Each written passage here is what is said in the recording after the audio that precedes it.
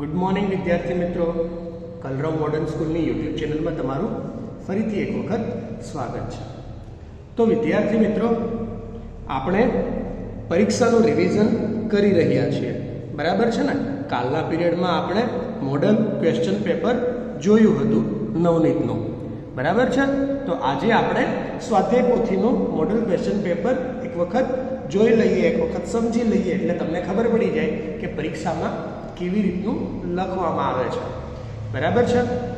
તો જુઓ, અહીંયા આપણને પેરેગ્રાફ આપ્યો છે, પેરેગ્રાફમાંથી આપણે આન્સર શોધીને લખવાનો છે. તો પહેલો ક્વેશ્ચન છે, હુ ઓર્ડર્ડ અ હ્યુજ ડિનર. તો આ તો આપણે પૂછાણું હતું, તો આપણને ખબર છે અહીંયાથી જ બેઠું મારવાનું છે. The Maharaja of Travancore ordered a huge dinner. અહીંયાથી લઈને અહીંયા સુધી એકદમ બેઠે બેઠું ડિટ્ટો ચોંટાડી દેવાનું છે. The Maharaja of Travancore ordered a huge dinner. બરાબર ને. પછી જુઓ, ધ મહારાજા વોન્ટેડ ધ, શું આવશે આમાં? બેસ્ટ ડિશિસ, બરાબર, ડી ઓપ્શન આવશે ને. પછી આગળનો, why can't the hot sun burn the camels feet. The hot sun cannot burn the camel's feet because શું આવશે? Because they are thick and padded. બરાબર, અહીંયાથી લખવાનું, અહીંયાથી ચાલુ કરવાનું. The hot sun, the hot sun, બરાબર, the hot sun can't burn the camel's feet because they are thick and padded. બેઠું, they are thick and padded. Okay. પછી આગળનો ક્વેશ્ચન શું છે? ખાલી જગ્યા can't prick the lion's feet. શું? Thorns. C એટલે કે કાંટા ચૂભતા નથી, બરાબર. આગળ જોઈએ, when did they cross the Bay of Khambhat. ક્યારે? તો અહીંયા જુઓ, ક્યાંથી ચાલુ થાય છે? આયરું, they cross the Bay of Khambhat on foot when there was no tide. આખે આખું બેઠું મારી દેવાનું છે. ધે અહીંયાથી લઈને અહીંયા સુધી, બરાબર.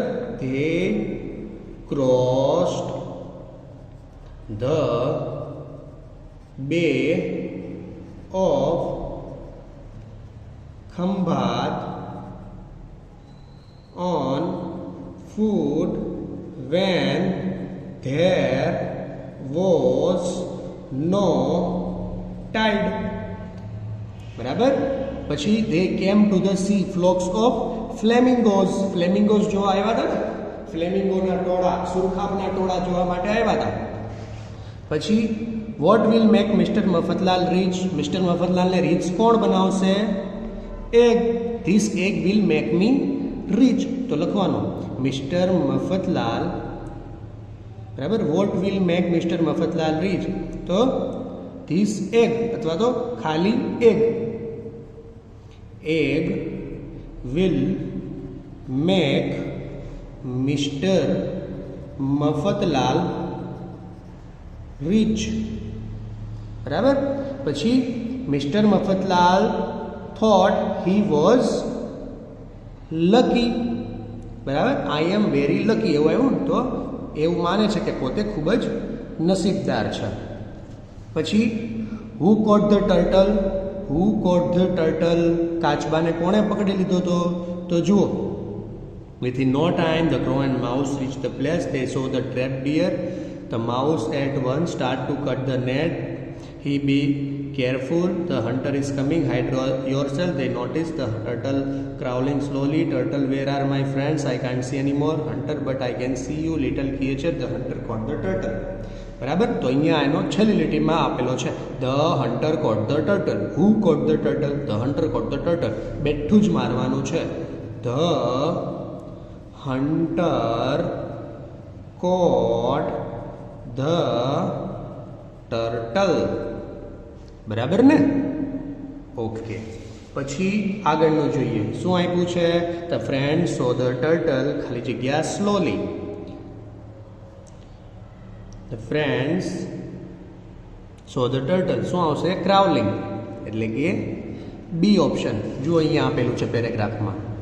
They notice the turtle crawling slowly. આપ્યું છે ને ક્રાઉલિંગ. બરાબર. એટલે B option. The cook made a new dish using the vegetable scrap. તો true. The camel has padded feet. True. Eva will learn sky gazing. True. Mr. Chhaganlal is lazy man. False. કેમ?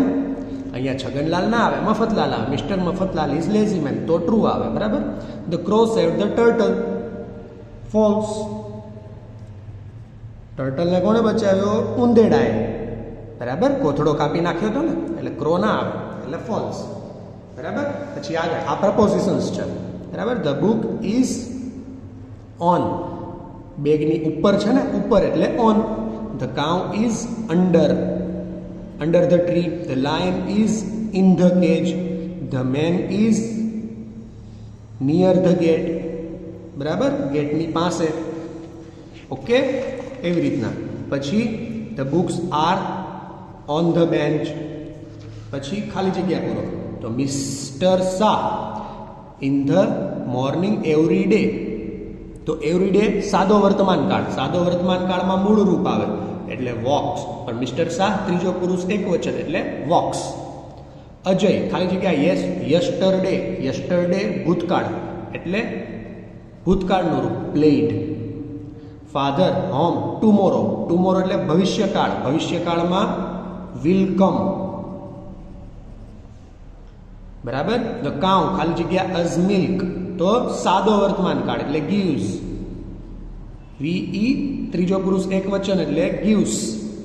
The teacher a new lesson tomorrow એટલે will teach.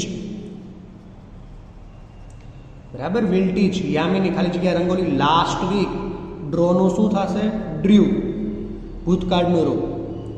વી ખાલી જગ્યા football every day. Every day એટલે plays. પણ બહુવચન એટલે play. એટલે પ્લેનું play જ આવશે. કાંઈ પણ ફેરફાર નહીં. બેઠે બેઠું પ્લે. ધ બોયઝ ખાલી જગ્યા to the last week. Last week એટલે કે ભૂતકાળનું રૂપ એટલે વેન્ટ. ગોનું went. Shikha in the evening.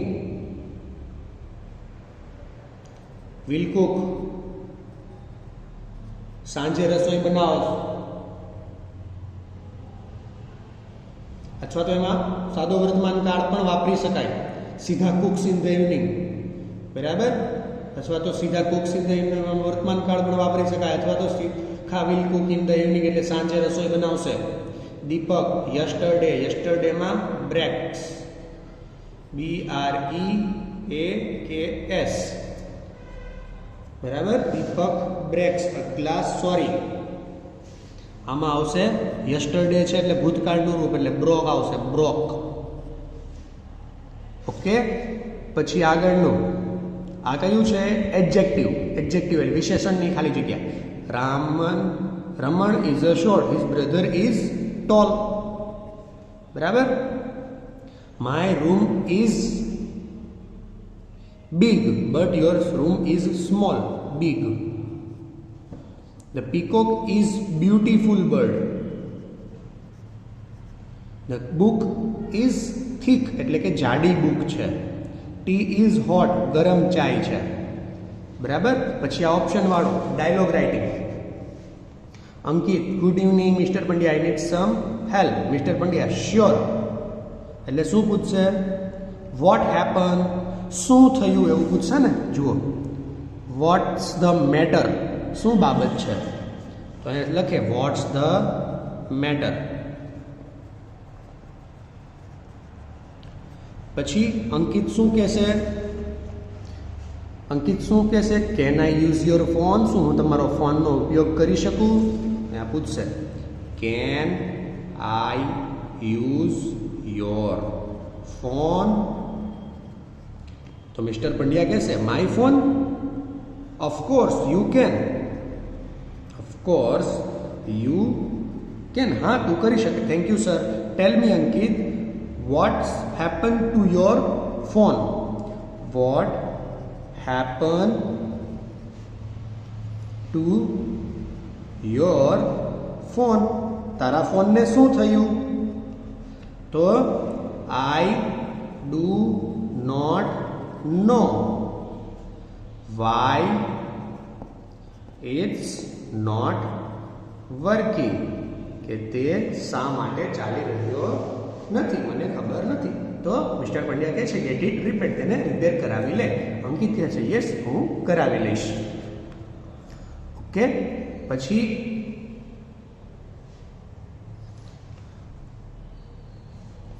Amar can sing A song. આ નથી કરવું બરાબર. પછી કેન યુ ખાલી જગ્યા ધ બ્લેક બોર્ડ. તો CSEE જોવું. The train is 1 hour late. એટલે કે 1 કલાક મોડી છે. No I can not climb a tree. આ એટલે જણવું એટલે નો એટલે નહીં. Soham ate an apple. Ravi is ill. He is weak. Weak એટલે નબળો અને WEEK વીક એટલે અઠવાડિયું બરાબર. પછી પ્રશ્નાર્થ વાક્ય બનાવવાના છે. તો કેવી રીતે બનશે? તો અહીંયા બનશે હુ વિલ બાય 2 balloons. બરાબર. આ હેમંત નીકળી જાય. પછી ટુ નીકળી જાય એટલે how many balloons will Hemant by.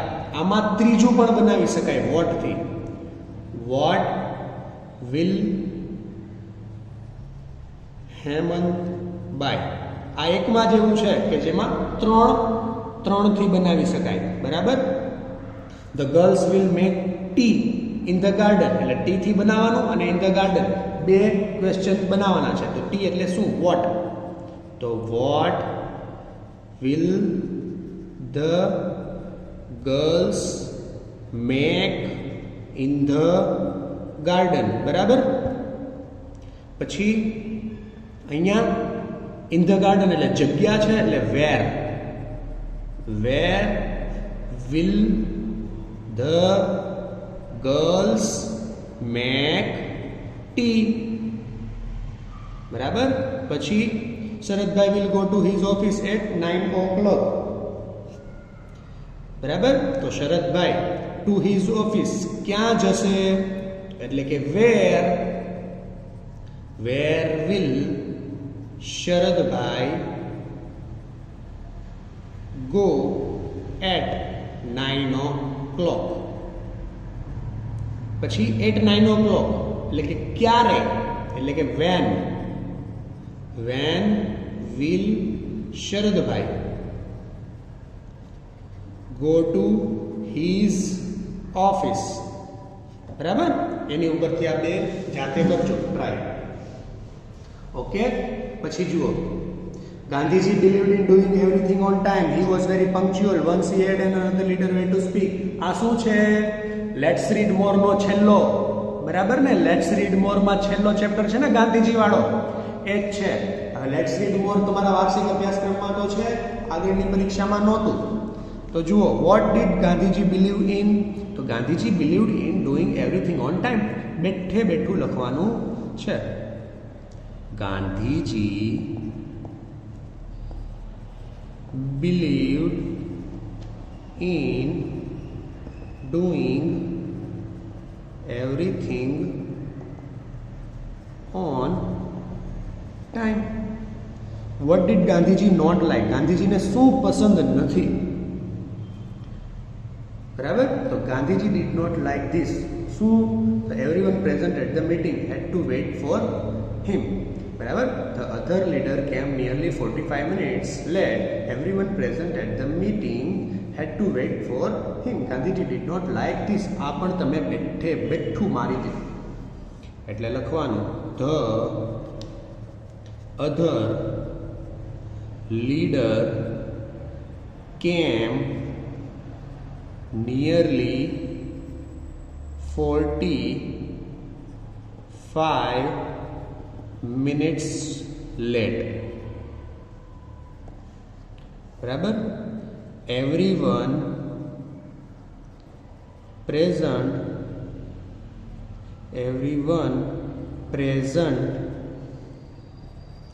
at the meeting had to wait for him. આમાં હું ટીક કરી દઉં છું, બરાબર, એટલે એ તમે વ્યવસ્થિત લખી લેજો. આ બીજું. ઓકે. પછી in what way did Gandhiji tell the truth? Gandhiji told the truth without using harsh words. Direct અહીંયાથી ગાંધીજી, આ પહેલું, પછી આ ત્રીજું, બરાબર. Gandhiji told the truth without using harsh words. Okay. પછી ગાંધીજી વોઝ પંક્ચ્યુઅલ, સી. પછી the leader came 45 minutes late. Okay. પછી I can repair taps. Taps એટલે કે નળ. નળકા કોણ રિપેર કરે? પ્લમ્બર. પછી I can bring letter. Letter કોણ લાવે? પોસ્ટમેન. પછી I can mind shoes. Shoes એટલે કે બૂટ. બૂટ કોણ સીવે? મોચી. મોચીને શું કહેવાય? Cobbler. I can teach student. છોકરાઓને કોણ ભણાવે? Teacher. I can make pots. ઘડા બનાવી શકું. ઘડા કોણ બનાવે? કુંભાર. કુંભારને શું કહેવાય? પોટર. બરાબર. તો આટલું છે.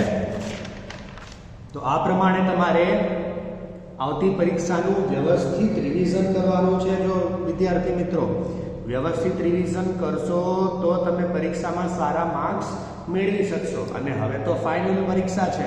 આની પછી તમને એક પણ મોકો નહીં મળે રિઝલ્ટ સુધારવાનો.